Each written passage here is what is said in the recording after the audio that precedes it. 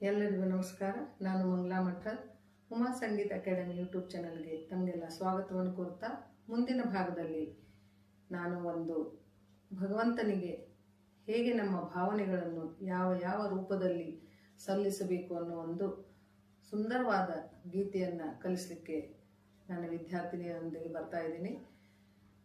ಮತ್ತು ಆ ಹಾಡನ ಒಂದು ಸ್ವಲ್ಪ ಝಲಕನ್ನು ಇವತ್ತು ತಮ್ಮ ಮುಂದೆ ಹಾಡ್ತೀನಿ.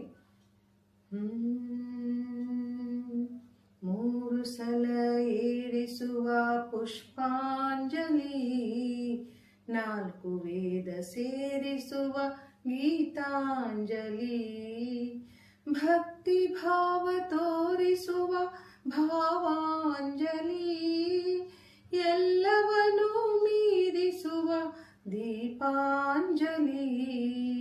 ಮೂರು ಸಲ ಏರಿಸುವ ಪುಷ್ಪಾಂಜಲಿ, ನಾಲ್ಕು ವೇದ ಸೇರಿಸುವ ಗೀತಾಂಜಲಿ. ಹಾ ಹಾ ಹಾ ಹಾ ಹಾ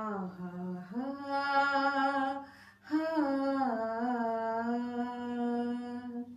ಈ ರೀತಿಯಾಗಿ ನಮ್ಮ ಭಾವನೆಗಳನ್ನ ಭಗವಂತನ ಮುಂದೆ ಹೇಳ್ತಾ ಪೂಜೆಯನ್ನು ಮಾಡುವಂಥ ಈ ಒಂದು ಗೀತೆಯೊಂದಿಗೆ ಮುಂದಿನ ಭಾಗದಲ್ಲಿ ಬರ್ತಾ ಇದ್ದೀನಿ. ದಯವಿಟ್ಟು ಎಲ್ಲರೂ ನನ್ನ ಈ ಯೂಟ್ಯೂಬ್ ಚಾನಲ್ನ ಸಬ್ಸ್ಕ್ರೈಬ್ ಮಾಡಿ, ಲೈಕ್ ಮಾಡಿ, ಶೇರ್ ಮಾಡಿ, ಹಾಗೆ ಕಮೆಂಟ್ ಮಾಡಿ.